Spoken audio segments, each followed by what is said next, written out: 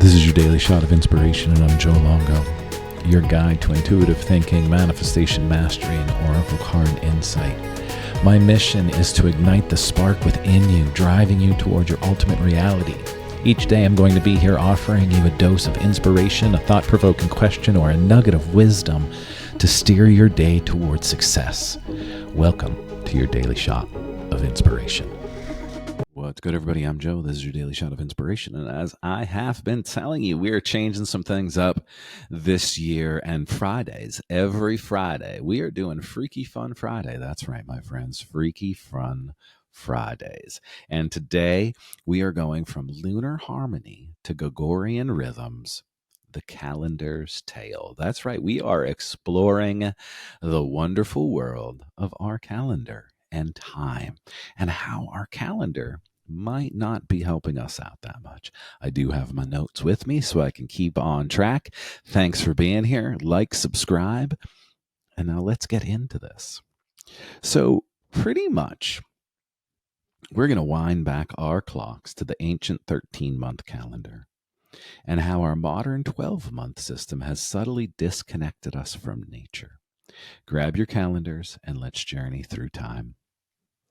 Long ago, our ancestors took a look at the moon and the stars to track time. That's right. Yeah, they used the moon and the stars. They used 13-month lunar calendar, each month roughly 28 days, corresponding to the moon's cycle. How about that? We actually just followed the moon cycle. The system was in harmony with the natural world, each month reflecting the moon's journey. Sound familiar? And by that I mean, if you're a woman, you probably understand the 28-day cycle and the 13-month lunar calendar. But as societies evolved, so did timekeeping. Enter the Julian calendar, introduced by Julius Caesar in 45 BCE, and then later refined into the Gregorian calendar in 1582 by Pope Gregory. The 12-month system aimed for solar accuracy, aligning the year with Earth's orbit around the sun. So somehow we went from moving around, following the moon to following the sun, thinking that that's going to be helpful or beneficial to us. But this shift, it wasn't just a technical tweak. It was actually a whole cultural revolution. If you think about it, literally society had to say, okay, well, wait a minute, there were 13, now they're 12. And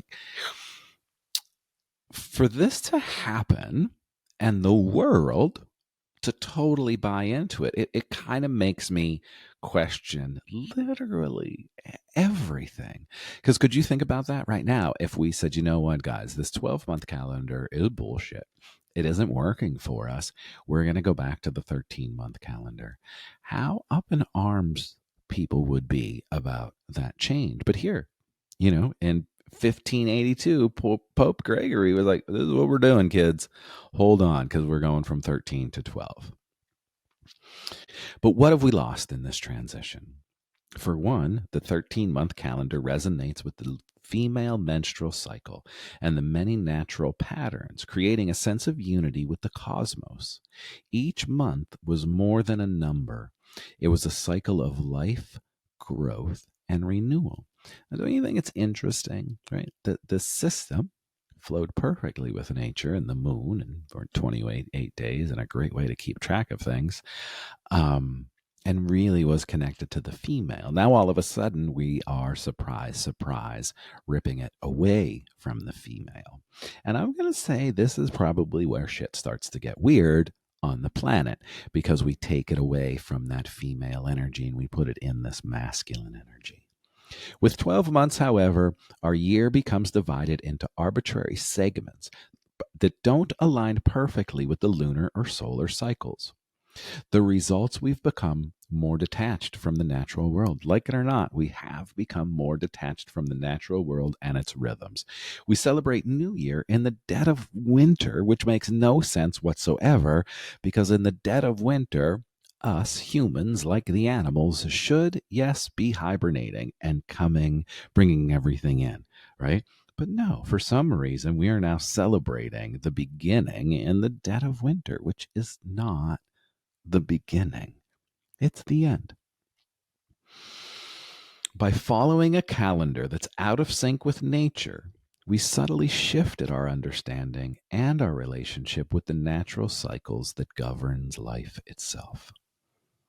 So when we look at this, like, what did we learn? Right? What did we learn from this? Perhaps it's a call to remember and to reconnect, to look up at the moon and the stars and remember the ancient rhythms that once guided our ancestors, to find ways, small or large, to realign our lives with the natural world and its cycles. And it might seem woo woo in this spiritual world that we do celebrate the full moon and the new moon and the moon. And I am going to encourage all of us that are here listening today. How can we come more back in touch with nature? What if instead of right now, when we're all saying, what are those New Year's resolutions? We're using this time right now in the dead of winter to think about the things that we are creating, the things that we are manifesting, the things that we are bringing into this reality. We plant those seeds. We sit, we meditate, we allow the ideas to bloom, to come to life. So then, in the beginning of spring, the actual new year, our seeds will be ready to start growing. So let's all take that time to plant those seeds. Let's not get lost in it's the new year, but instead, it is the time to be planting the seeds for the things that you want to grow in the actual, real new year that is in tune with our actual human form. So, Happy New Year, fake New Year, going along with this calendar that Pope George just decided to pull out of his ass. And may we all connect back and say, you know what, I'm going to flow and become more in tune with the actual cycles of nature. And in 2024, I'm going to pay attention to the moon. I'm going to follow that moon cycle. And I'm going to do the things that I want to do, planting my seeds now, knowing that those seeds are going to bloom in the new year. Thanks for being here for the first Freaky Fun Friday calendar.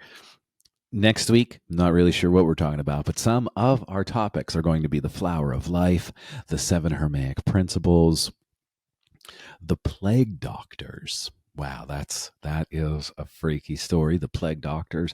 And if there's anything out there that you would like me to dive into, uncover, let me know. The Q&A is now live in Spotify. If you're listening on Spotify, if you have a link to some fun, freaky stories that would be fun to talk about here on Freaky Fun Friday, please send them over. Thanks for being here. Have an amazing weekend, and I'll see you right back here tomorrow morning.